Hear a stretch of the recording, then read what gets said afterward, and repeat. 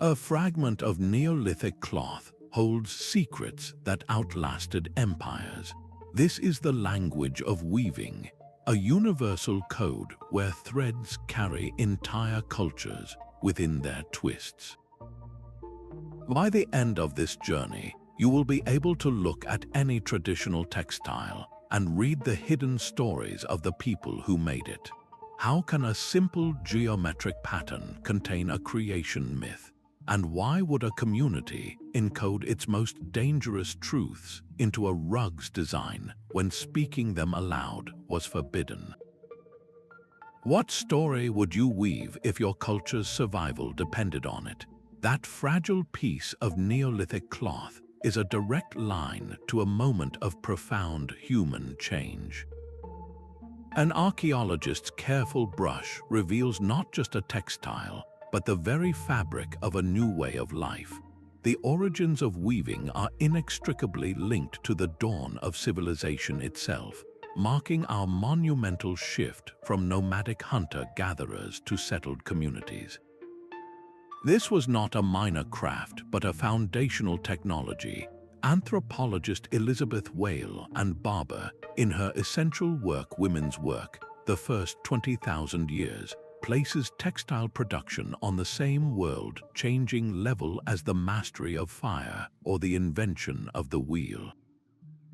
It was this revolutionary, the earliest evidence whispers to us from ancient sites like Çatalhöyük in Turkey and the mysterious Swiss lake dwellings.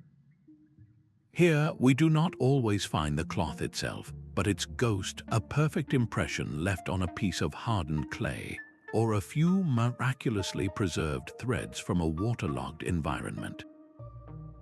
These silent testimonies tell a powerful story. The very process of weaving, the systematic interlacing of the stationary warp threads with the moving weft, mirrored the building of a stable society.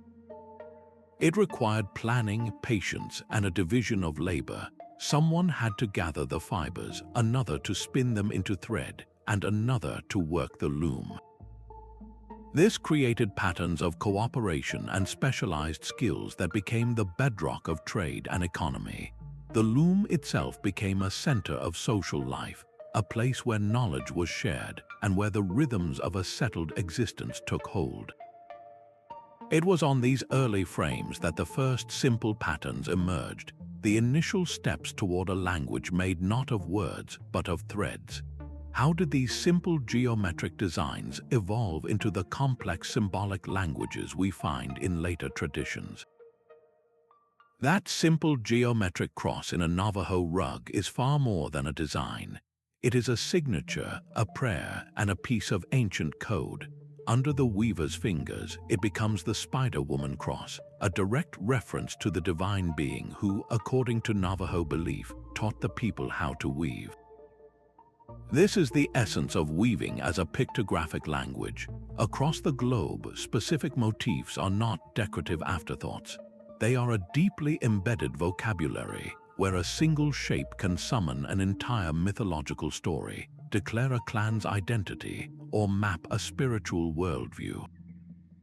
Think of the powerful and recurring tree of life motif. You can find it flourishing in the intricate gardens of Persian carpets, and you can see it rooted in the vibrant patterns of Indonesian ikat. In Persia, the tree might represent a sacred connection between the earthly world and the divine, a lush paradise. In Indonesia, the same basic form could tell a story of ancestral origins and the lineage of a specific family. The symbol is universal, yet its story is utterly local. This is where the language of thread becomes truly complex. A symbol's meaning is not fixed. It changes with its context, its color, and its placement within the larger textile. A diamond shape might represent a mountain in one part of a blanket, but when colored differently and placed next to a zigzag line, it transforms into a turtle, an animal of great spiritual significance.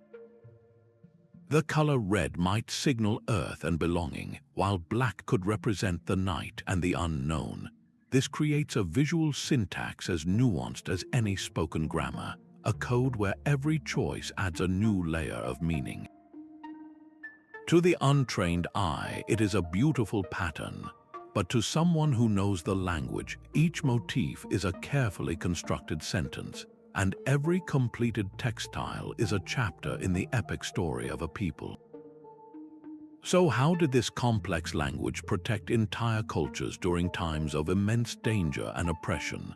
That vibrant red in a Greek vest is not just a color, it is the earth itself speaking. It is the juice of the madder root, a plant that grew in that specific soil under that specific sun. This is the profound truth of traditional color palettes. They are not a matter of simple aesthetic choice. They are a direct translation of the landscape into a language of hue and tone. Every color is a material memory, sourced from the local environment through an intimate knowledge of plants, minerals, and even insects. The deep blue of an indigo vat in West Africa captures the vastness of the night sky, a realm believed to be the dwelling place of ancestors. The rich ochre yellow, painstakingly derived from clay, embodies the spirit of the life-giving sun. These colors are concepts made visible, a spiritual and social code worn on the body. The process of creating these dyes was itself a sacred ritual, deeply tied to the cycles of the seasons. Gathering the cochineal insects from specific cacti at just the right time of year, or harvesting walnut hulls in the autumn, was not mere procurement. It was an act of participation with the living world, a ceremony that embedded the very essence of the land, its timing, and its spirit into the fibers. This is why a trained eye can often look at the palette of a textile and know exactly where it came from. The specific shade of red, the depth of the blue, the brightness of the yellow, they form a chromatic fingerprint of a people's homeland.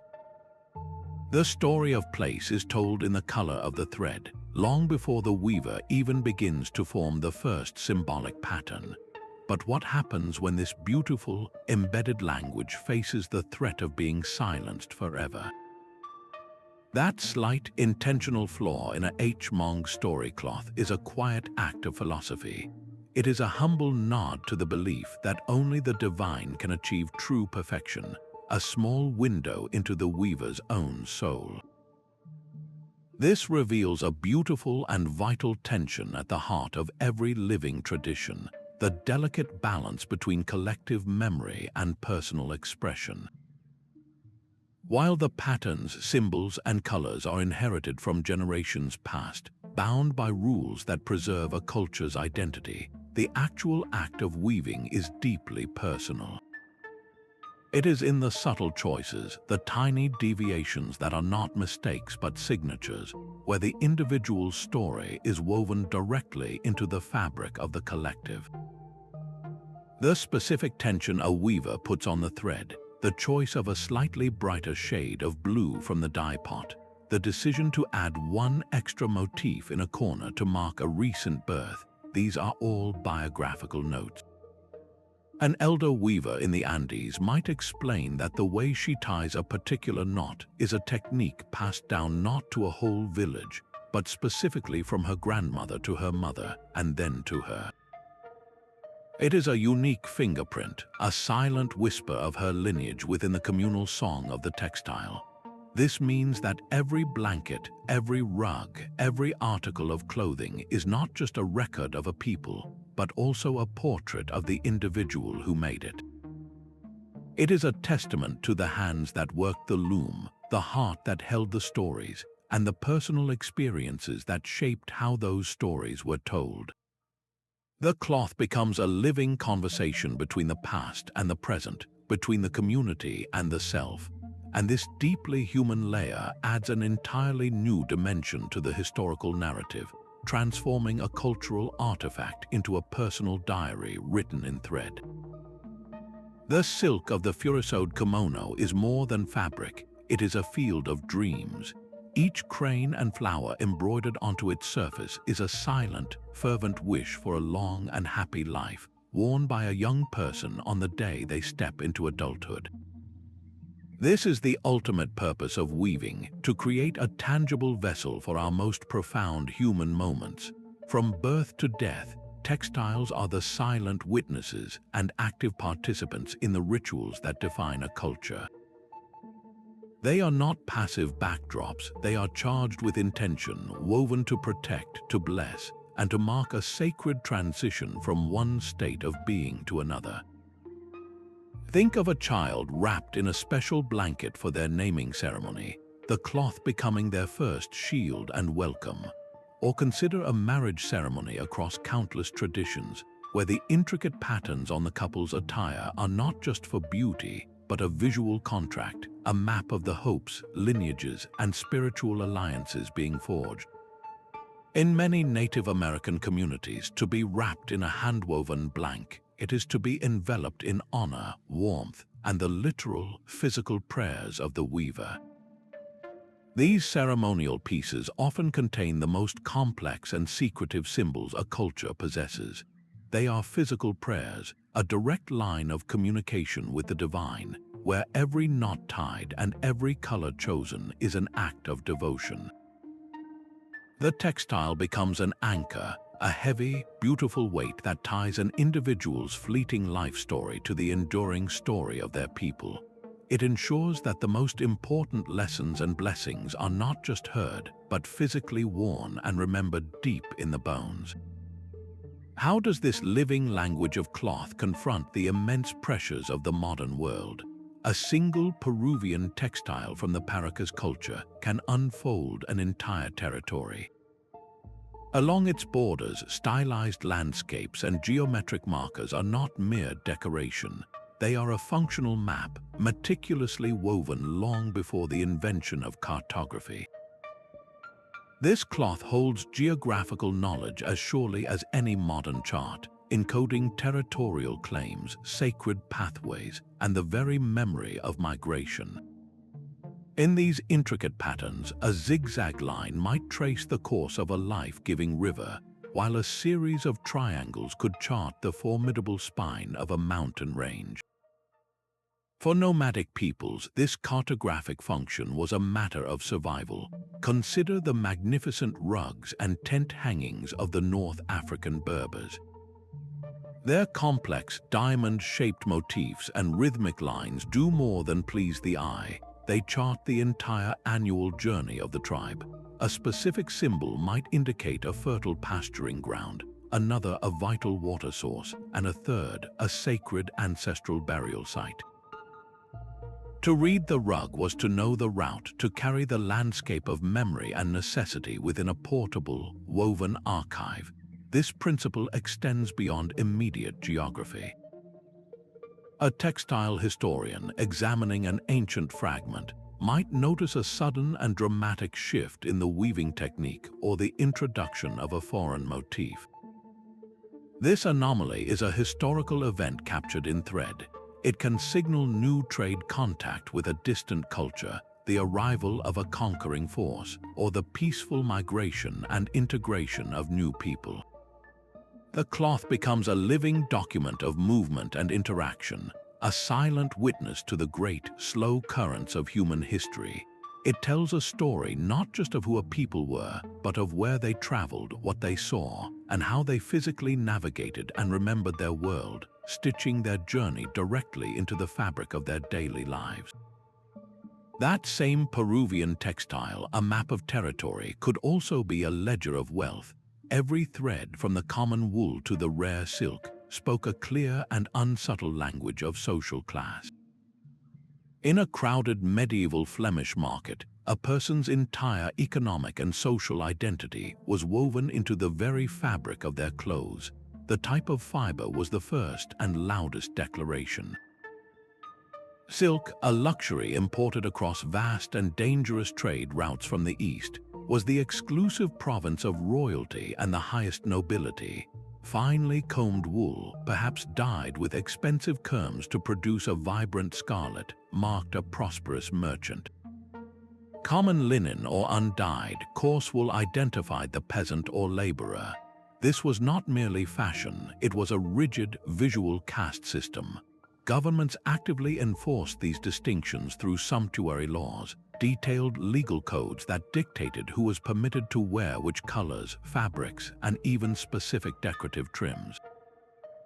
In Elizabethan England, for instance, a law decreed that only relatives of the royal family could wear cloth of gold or purple silk.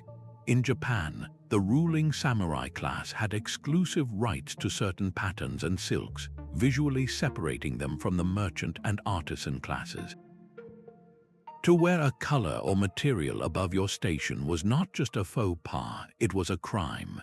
The textile on your back was a public document of your place in the world, a legally enforced receipt of your wealth and status. But this economic story is woven not just into the final product, but into the very organization of its creation. The shift from small cottage industries, where entire families worked together at home, to the powerful urban guilds of weavers and dyers, marks a profound change in economic history. These guilds controlled quality, set prices, and protected trade secrets, creating a structured system of apprentices, journeymen, and masters. This organization tells a parallel story of labor and gender. Weaving was often, though not always, designated as women's work in domestic settings, but as it grew into a major commercial industry, it frequently became a male-dominated guild profession. By reading a historical textile, we are therefore reading a complex economic report. The presence of a particular dye reveals a trade route. The choice of fiber speaks of agricultural practices, whether it is the sheep pastures of England or the cotton fields of India. The sheer intricacy of the weave testifies to the hours of skilled labor required, a direct measure of its cost and the distribution of wealth in that society. The loom was never just a tool for art. It was a powerful economic engine, and every piece of cloth it produced is a permanent record of a society's material conditions, its hierarchies, and its very structure. The very edge of a textile, the selvage, can whisper its origin to a trained eye. This technical DNA is a silent language, one that resides not just in the colorful patterns we see, but in the very architecture of the cloth, in the specific methods and tools used to bring it into being. The choice of a loom is never accidental. A portable backstrap loom where the weaver uses their own body to create tension speaks of mobility and a deep personal connection to the craft. It is a technology perfectly suited to nomadic or agrarian lifestyles, allowing the weaver to work anywhere from a high mountain path to the shade of a home. In contrast, the large, heavy floor loom is an anchor. Its substantial presence in a household or workshop signals a settled community, one with the space and stability for a more complex, industrial-scale operation. Each method imprints itself on the final product. The backstrap loom often creates textiles with a characteristic flexibility and distinct, slightly irregular edges, a testament to the living, breathing tension of the weaver's body. A floor loom produces a wider, more uniform cloth, reflecting the rigid, mechanical precision of its frame. This is a cultural signature written in thread density and warp tension, a story of how a people live, not just what they believe. The intricate supplementary weft technique of Indonesian songket is a perfect example. Here, the weaver does not just weave a background, they painstakingly inlay precious metallic threads to form elaborate, raised patterns that shimmer against the base fabric. This is not merely decoration, it is a bold statement of technological and economic history. The very presence of gold and silver thread points to ancient, thriving maritime trade routes that brought wealth and influence to the archipelago. The complexity of the technique itself, requiring immense skill and patience, speaks of royal courts that patronized the arts, turning weaving into a prestigious and highly specialized profession. A master weaver can look at the back of a textile and read its history in the knots, the specific way a thread is twisted to join a new color, the the unique structure of a selvage finished by a particular community. These are the fingerprints of a lineage. This technical vocabulary, passed from one generation's hands to the next, often without a single written word, is the ultimate expression of cultural continuity. It reveals a people's ingenuity in harnessing their environment, their aesthetic refined over centuries, and the unbroken chain of knowledge that defines their very identity. The story is not only in the symbol of a mountain, but in the very hands that learned to build the loom that wove it. A Tibetan thangka is not a mere painting, it is a woven universe. Its intricate threads chart celestial palaces, serene deities, and the winding paths to enlightenment, creating a complete cosmological map meant for meditation. This is the ultimate expression of weaving as a sacred act, where the loom itself becomes a model of creation. The upright frame of a traditional loom establishes the very axis of the world, a vertical connection between the heavens above and the earth below. The taut warp threads running top to bottom are these divine pathways, the channels through which spiritual energy flows, and the weaver's shuttle passing back and forth, through and through, becomes the pulse of time itself, the endless cycle of days, seasons, and lifetimes. This is not a poetic metaphor, it is a profound technological truth for the cultures that hold it. The act of weaving mirrors the divine act of ordering chaos into a structured, beautiful reality. We see this same principle echoed across the globe in the Mayan world, where the goddess Ixchel, the lunar deity of medicine and childbirth, was also the divine patron who gifted the art of weaving to women. To create cloth was to participate in a creative power, to continue the work of shaping the world. These textiles are therefore far more than decorative objects used in ritual. They are the ritual itself. They are theological documents, painstakingly rendered in thread instead of ink. A Navajo sand painting weaving captures the ephemeral magic of a healing ceremony, making its potent, transient symbols permanent. A complex Kent cloth from West Africa, with its precise geometric blocks, can recount entire philosophical proverbs about community, destiny, and the nature of existence. By reading these woven texts, we are granted direct access to how a people comprehended the birth of the cosmos, the relationship between the human and the divine, and their own sacred purpose within the grand design. The abstract becomes tactile, a spiritual reality you can literally hold in your hands, a map of the heavens that provides warmth for the body and food for the soul. A small, seemingly innocent tapestry hanging on a wall could be a direct act of rebellion. During the brutal Pinochet dictatorship in Chile, when speaking against the regime meant disappearance or death, groups of women found their voice not with words but with cloth and thread. They created arpillaras, vibrant appliqué tapestries that depicted scenes of daily life. To an untrained eye, they were simple folk art, but to those who knew how to look, they were searing political documents. A small, stitched figure being dragged away by soldiers, a protest happening in a town square, a mother holding a photograph of a missing loved one. These images were smuggled out of the country, telling the world the truth that the regime worked so hard to suppress. This is weaving at its most powerful and defiant, a tool of cultural survival when all other avenues are closed. The Hmong people carried this same power in their needles. After the Vietnam War, forced to flee their homes in Laos and live in refugee camps, Hmong women began creating elaborate story cloths. On these vast canvases of fabric, they meticulously stitched the entire epic of their suffering and exodus, panel by panel. You can see villages burning, families crossing the Mekong River, and soldiers in pursuit. They were recording their own history, a history no one else was writing down, ensuring that their children and the world would not forget what they had endured.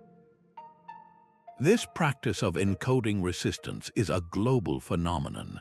During times of colonization, when conquerors systematically banned indigenous languages and spiritual practices, the loom became a secret archive. A pattern that looked like a simple geometric diamond to a colonial overseer might, in fact, be a potent spiritual symbol, its true meaning known only to the weaver and her community.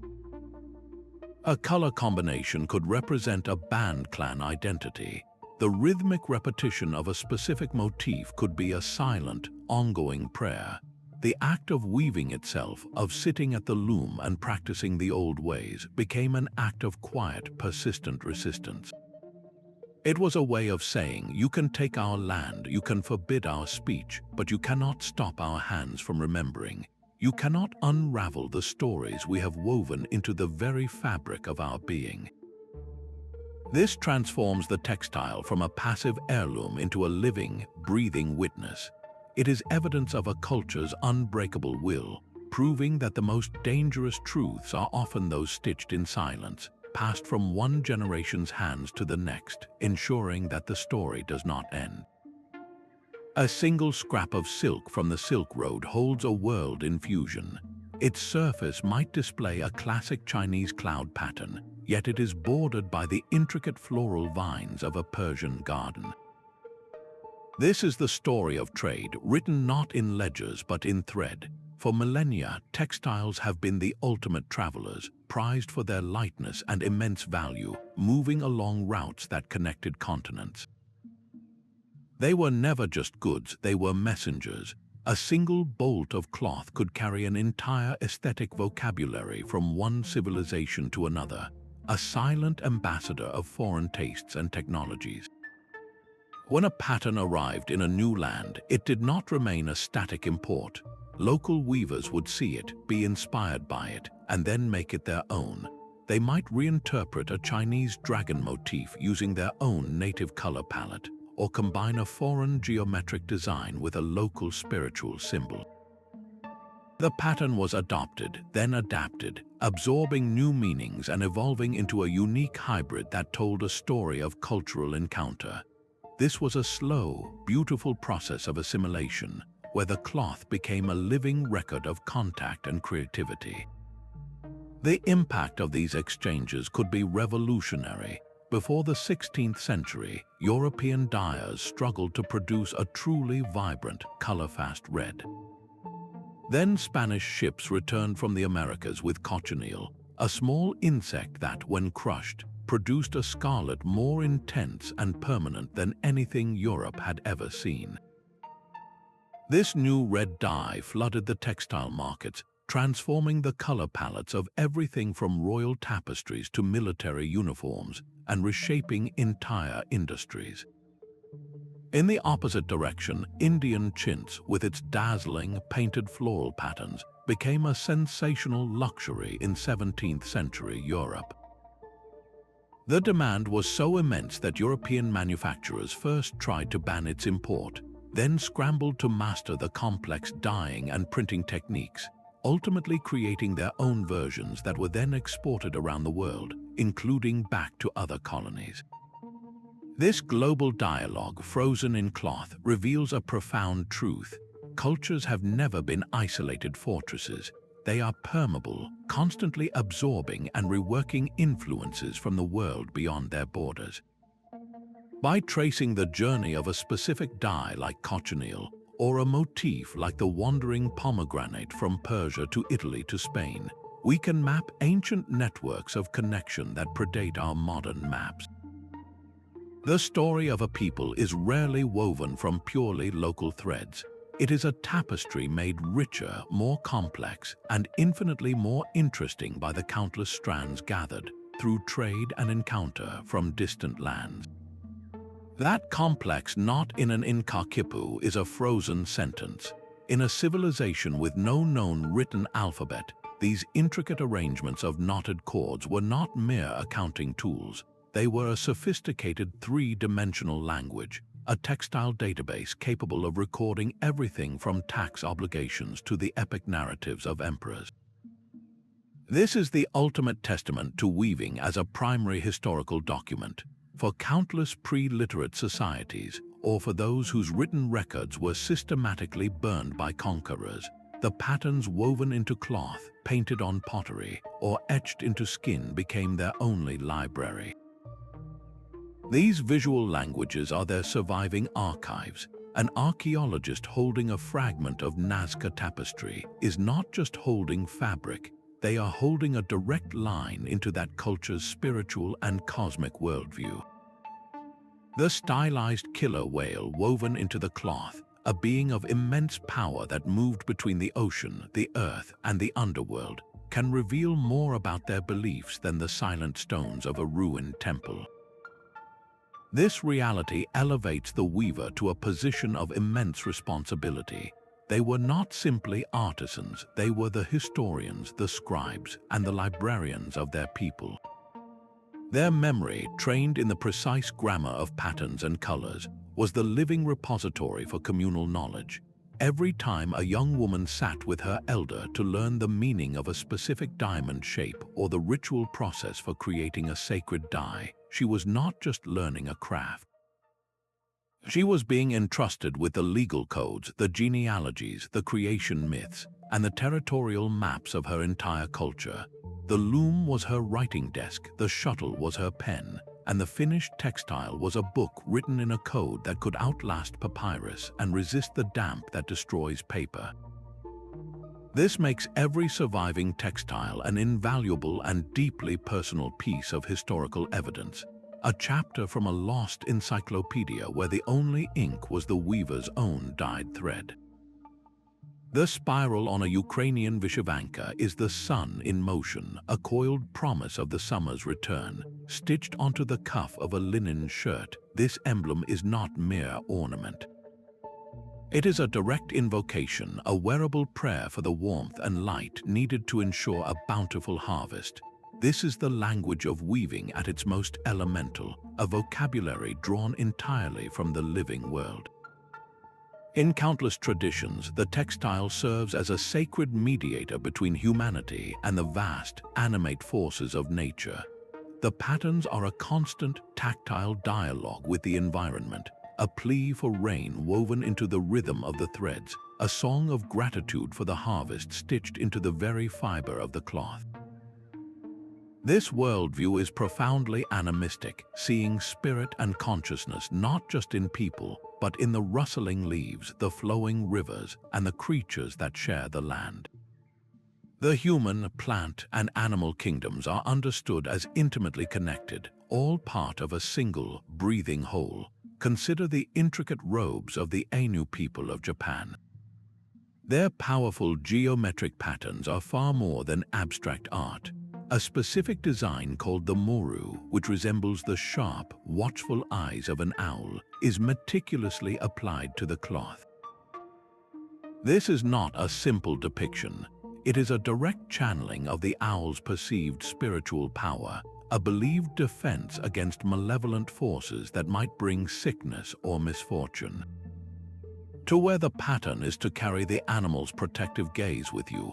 Similarly, a diamond motif in many Eastern European traditions does not just represent a field. It is the field, its boundaries woven to magically protect the fertility of the actual land. The eight-petaled flower, a common sight from the Balkans to the Baltics, is a potent symbol of the sun, its radiating petals ensuring vitality and health for the wearer. Every color, too, is an ecological statement. The deep green from boiled nettles speaks of the forest's resilience, while the rich black from oak gall ink carries the enduring strength of the ancient tree. This narrative reveals a universal truth about our ancestral relationship with the planet. The textile becomes a physical map of a people's ecological understanding and spiritual contract with their habitat.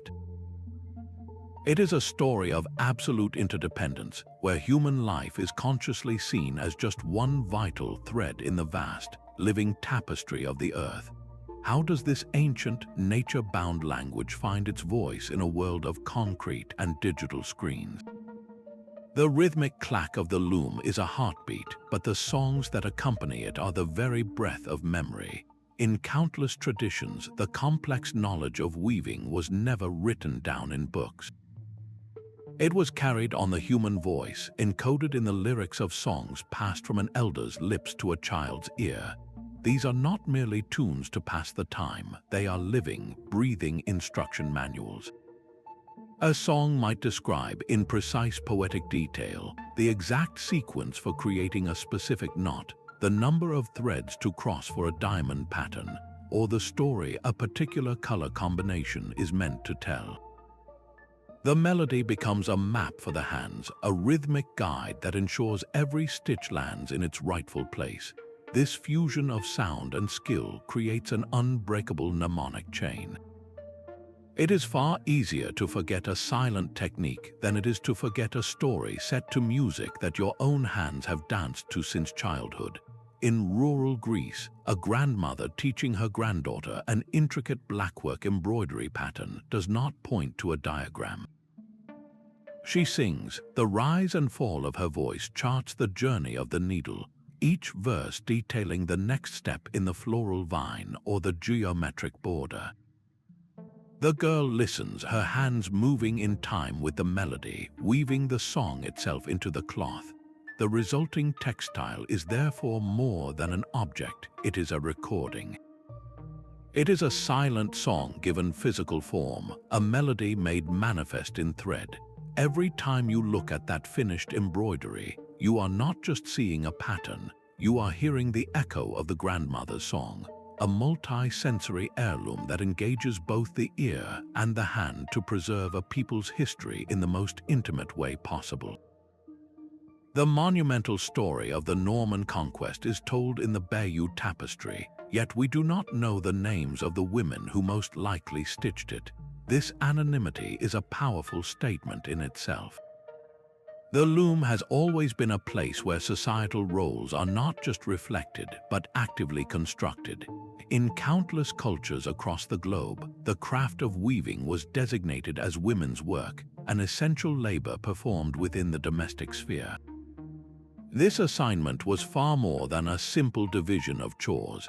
It meant that for generations of women, the textile became their primary canvas for expression, their silent ledger for documenting life, and their crucial vehicle for economic contribution, often providing a rare source of independent income.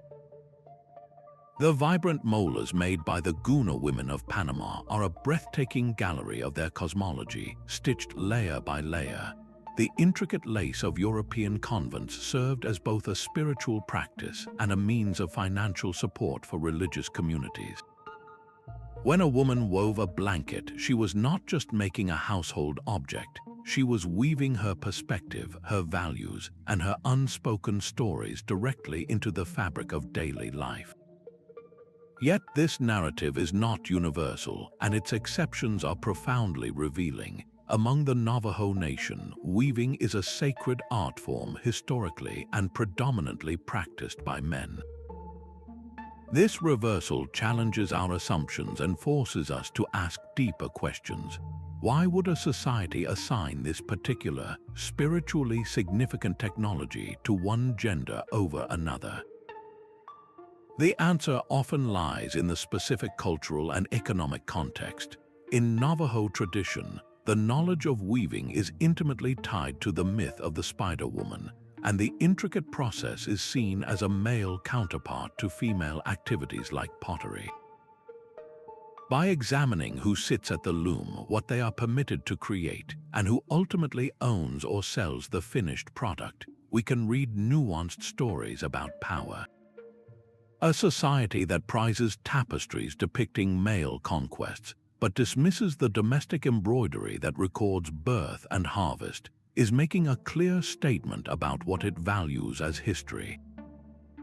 The act of weaving, therefore, is never gender-neutral. It is a continuous, quiet negotiation over cultural authority, economic agency, and the very right to be remembered. The threads they chose and the patterns they perfected were their enduring argument for a place in the story. A colossal, cascading waterfall of vibrant wool and silk confronts you in a modern gallery. This is not a tapestry in any traditional sense, but a work by an artist like Sheila Hicks, a monumental installation that hums with the energy of ancient Andean textiles while speaking directly to our globalized, material-obsessed present. This is the powerful revival of narrative weaving in the hands of contemporary artists. They are not copying museum pieces, they are engaging in a fierce and beautiful dialogue with them, using the foundational language of the loom to articulate the complex realities of identity, displacement, and memory in a post-colonial world. For these artists, the thread is both a material and a metaphor. A single, frayed cord might represent a broken lineage, while a dense, intricate knot could symbolize the tangled history of migration. They reach back to techniques that were nearly lost, to the backstrap loom and the hand-spun thread, not for nostalgia's sake, but to reclaim a voice. In their hands, a traditional geometric pattern might be deliberately unraveled at the edges, a visual poem about the fragility of cultural preservation in the digital age. Or they might weave modern materials like discarded political banners or printed digital scans into the ancient warp and weft, creating a literal fabric of past and present. This is how old stories are respun to make sense of now. An artist of indigenous heritage might weave a pattern from their community's ceremonial dress, but on an immense, room-filling scale, forcing the viewer to physically confront a culture that was once systematically suppressed. Another, working with threads dyed with pigments from their ancestral land, might create a map that charts not geographical features, but the emotional topography of exile and return. The loom becomes a time machine, and the shuttle carries the questions of today back through the warp threads of history, returning with answers that are as textured and complex as the cloth itself.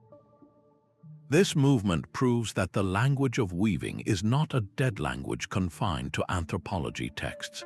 It is a living, breathing, and fiercely evolving practice. It ensures that the thread of cultural memory is not a fragile heirloom locked in a cabinet, but a strong, continuous cord, actively spun in studios today, connecting the urgent wisdom of our ancestors with the searching questions of our own time. How do we ensure this living thread is not just preserved, but actively strengthened for the generations who will follow us?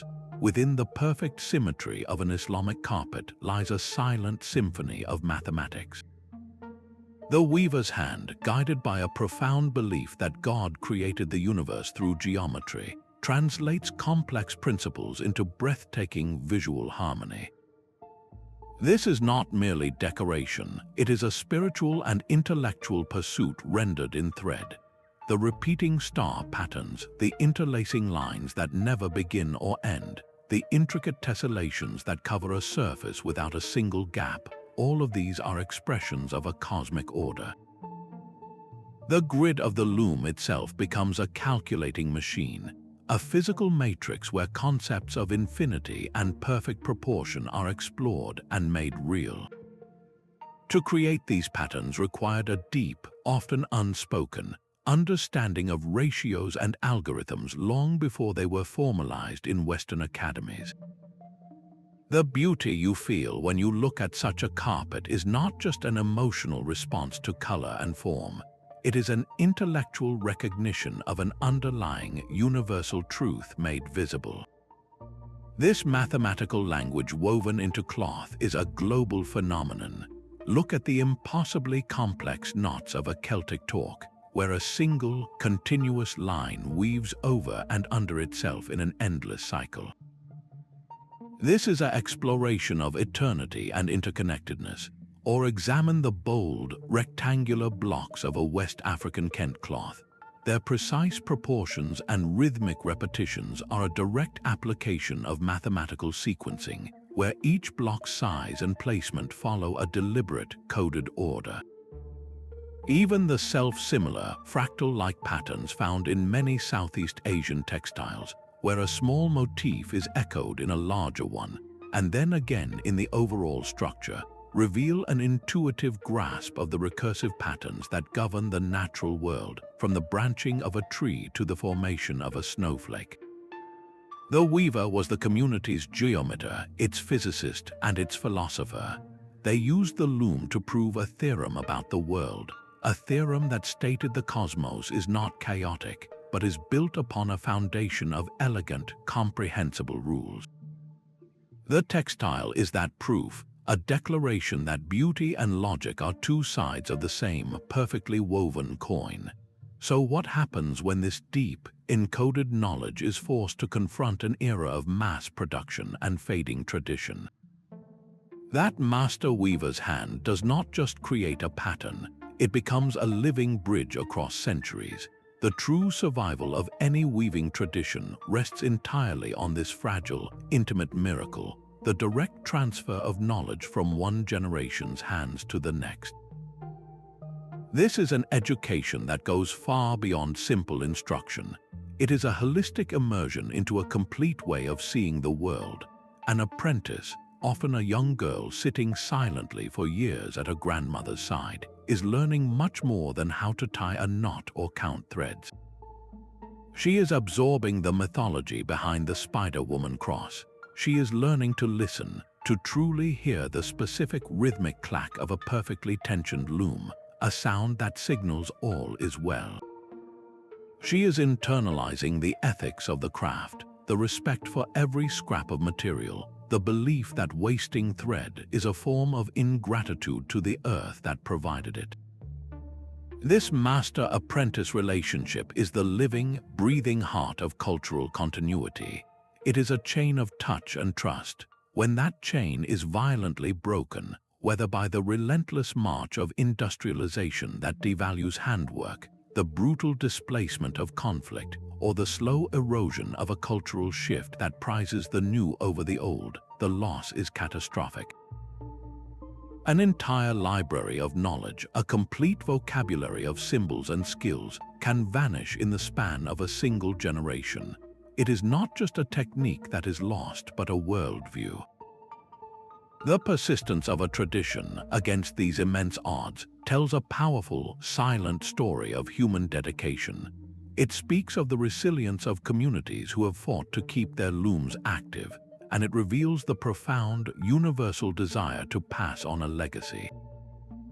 It is the ultimate act of faith, a belief that the stories your ancestors wove into existence will still be understood, cherished, and continued by the hands of those who come long after you are gone. The rhythmic click of the shuttle becomes a silent mantra. This is the hidden dimension of weaving, a practice where the hands work in repetitive, focused motion, guiding the mind into a state of profound calm and clarity. Beyond the stories told by the finished pattern, the very act of creation is in countless traditions a deep spiritual discipline. Each pass of the weft thread, each firm beat of the comb to tighten the weave, is not just a mechanical step. It is a conscious, meditative action, a way to quiet the chatter of the everyday world and align one's spirit with a more intentional, sacred rhythm. The weaver's breathing slows to match the pace of their hands, their entire being focused on the single, unfolding line of thread. This trance-like state is not an escape from reality, but a deeper immersion into it, a way to weave one's own consciousness directly into the fabric. We see this beautifully in the creation of a Tibetan thangka. While the destruction of a sand mandala teaches the lesson of impermanence, the weaving of a thangka embodies the same devotional focus through a painstaking, lasting process. A monk weaver does not simply depict a deity, they meditate upon its form with every single thread they place, imbuing the textile with countless silent prayers and a focused spiritual energy that becomes a permanent part of the object. The finished thangka is therefore not a mere illustration. It is a blessed artifact, a conduit for divine presence charged through the sacred labor of its making. This principle transforms the loom into an altar. The weaver becomes a participant in a continuous act of creation, where the most profound meanings are not just depicted in the symbols, but are woven into the very fiber of the cloth through the intention, the patience, and the spiritual presence of the hands that made it. The true story the textile holds is the silent, sacred journey of its own creation. A high-resolution digital scan can now capture the very twist of a thread from a 2,000-year-old textile. This is the new frontier of preservation, where technology becomes a guardian for the fragile, physical artifacts of our past. Advanced spectral analysis allows researchers to identify a dye's chemical signature without ever touching a single fiber, revealing trade routes and agricultural practices invisible to the naked eye.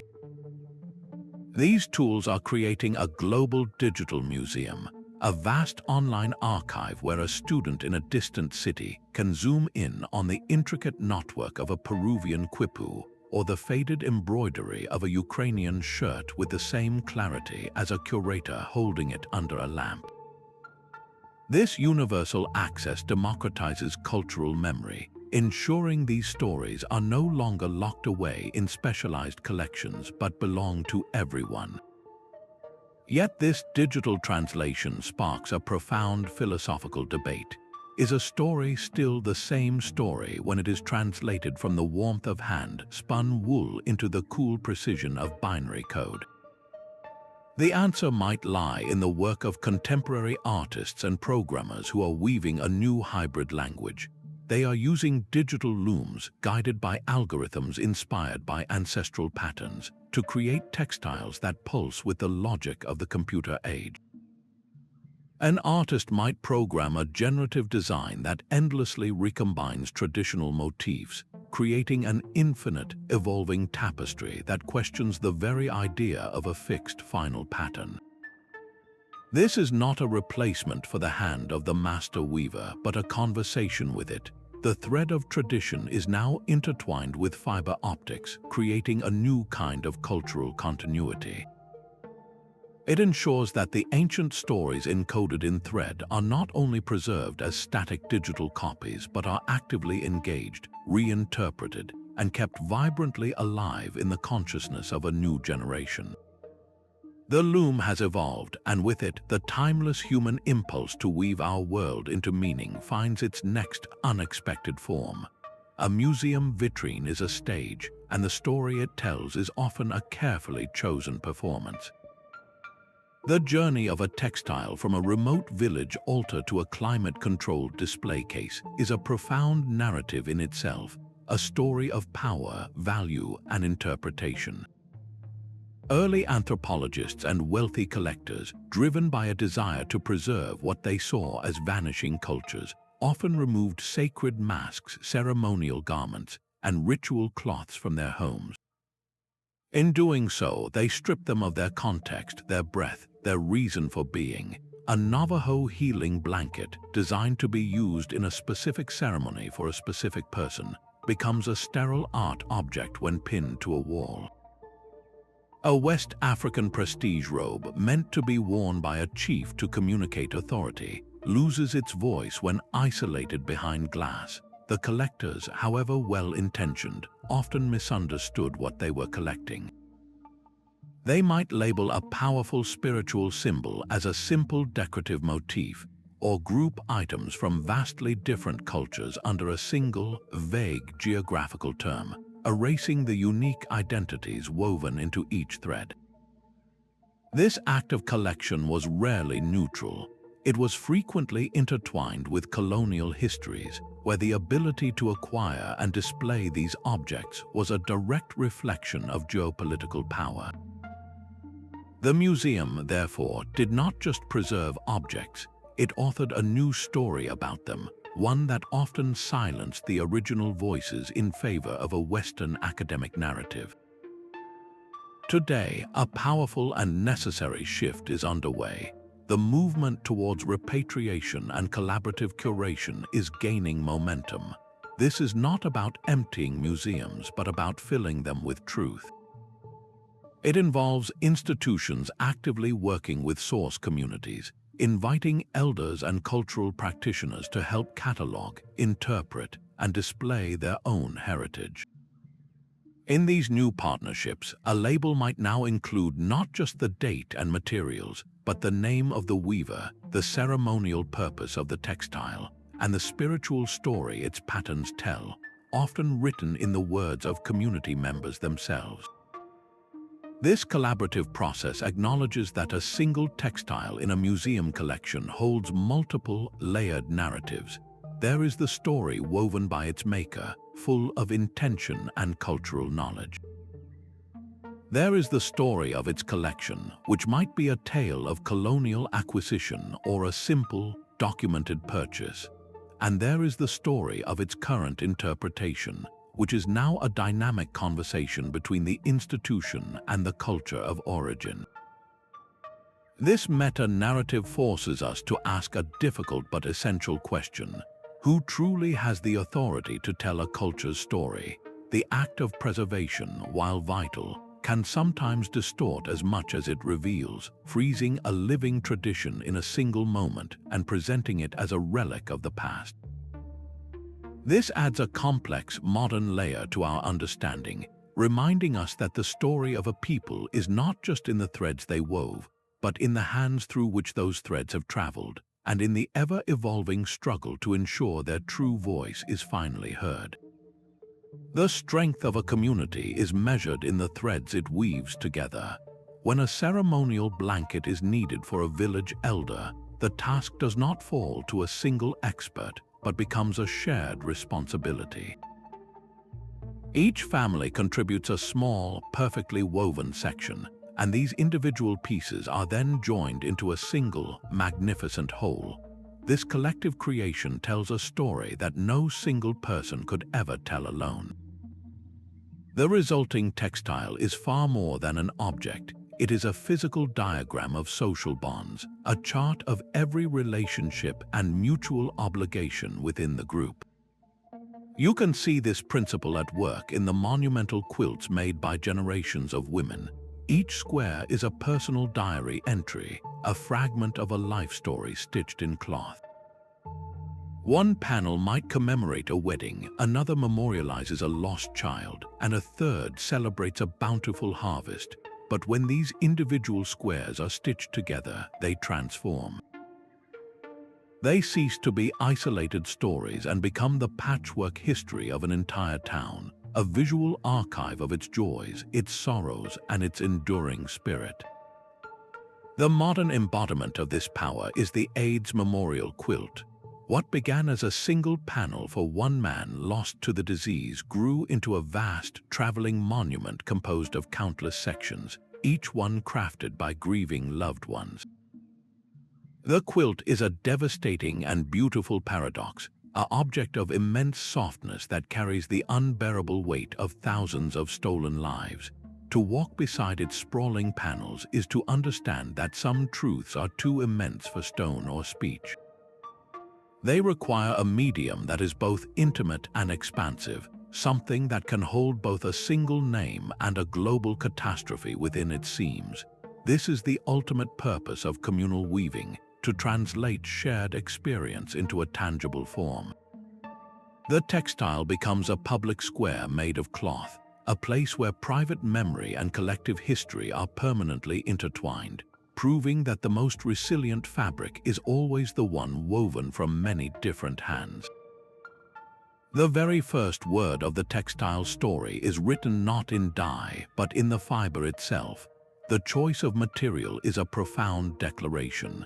The resilient, oily wool of a Scottish Highland sheep tells a tale of misty climates and pastoral life, its very structure designed to shed the relentless rain. In stark contrast, the impossibly fine, shimmering filament spun by the silkworm speaks of meticulous cultivation, of mulberry groves, and a luxury so extreme that in medieval Europe, its possession was often legally restricted to the crown and the highest echelons of the church. This was not merely a fabric, it was wearable power. The journey from a raw, tangled fleece to a spinnable thread is an epic of human ingenuity.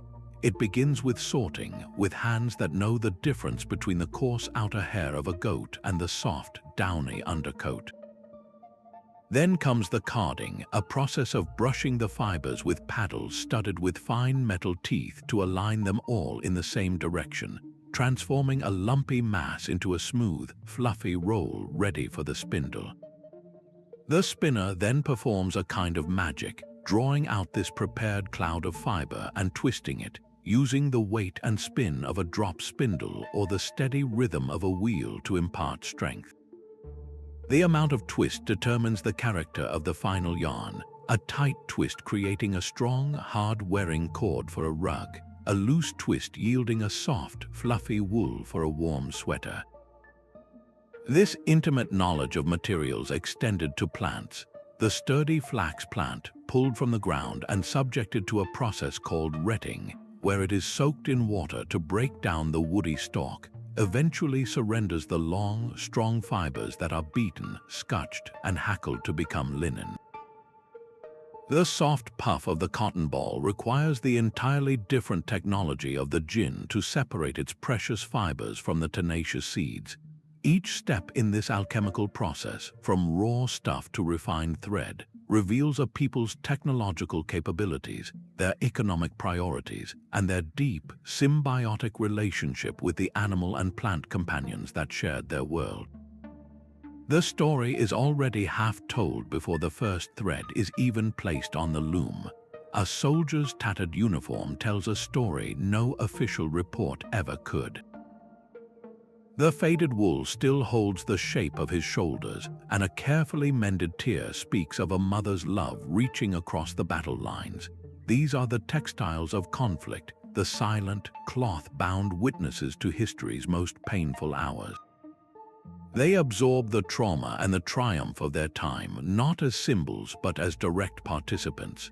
A flag carried into battle is not just a piece of colored cloth. It is the physical embodiment of a cause, stained with mud and maybe even blood, its fabric becoming a testament to the chaos it survived. These objects bear the physical scars of their history. A bullet hole in a greatcoat is a stark coordinate on a map of violence. The frayed edges of a blanket used by a refugee on a long, desperate journey are a record of endurance written in thread. But their testimony goes far deeper than physical damage. Their very existence against all odds is a declaration of resilience. The story cloths stitched by Hmong refugees in camps are a breathtaking example.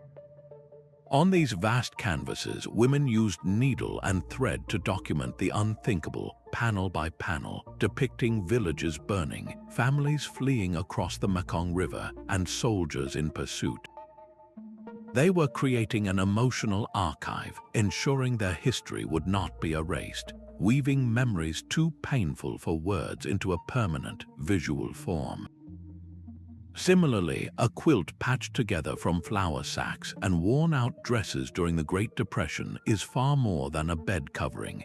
It is a story of making do, of preserving dignity in the face of crushing poverty.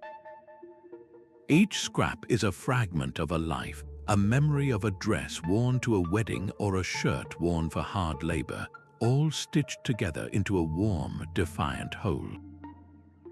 These textiles force us to confront the human cost of history. They remind us that behind every grand historical event, behind the dates and the names of generals and politicians, are millions of individuals whose most profound stories are often absent from official records. Their truths are preserved instead in the fragile, enduring threads of the clothes they wore, the blankets they huddled under, and the cherished textiles they managed to carry with them through the storm. From the silent looms of prehistory to the glowing digital archives of today, one resonant truth remains. Threads are so much more than simple strands. They are the enduring carriers of our collective soul. The meaning woven into thread is a profound and layered language, a universal dialect that tells the stories of entire peoples. This language speaks through the eloquence of symbols, the poetry of colors, the wisdom of techniques, and the very memory held in the hands of the creator. These textiles are not relics frozen in time. They are living, breathing history. They encode our creation myths and our spiritual longings. They document our political struggles and our quiet moments of joy. And they map our deepest, most sacred connections to the land and to one another. They stand as a powerful reminder that culture is not only written in ink on paper, but is often crafted in the quiet, persistent rhythm of the loom, in the patient passing of a shuttle through a warp.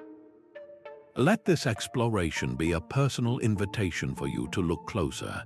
The next time you see a traditional blanket in a museum, or even a cherished quilt in your own home, pause for a moment. Look beyond the surface beauty and see it for what it truly is, a narrative treasure, a book written in a language of touch and sight. We would be honored to hear from you. Share in the comments any weaving traditions from your own heritage that you find particularly meaningful. Subscribe to continue unraveling the world's great historical mysteries with us, and always remember, every single thread has a tale to tell.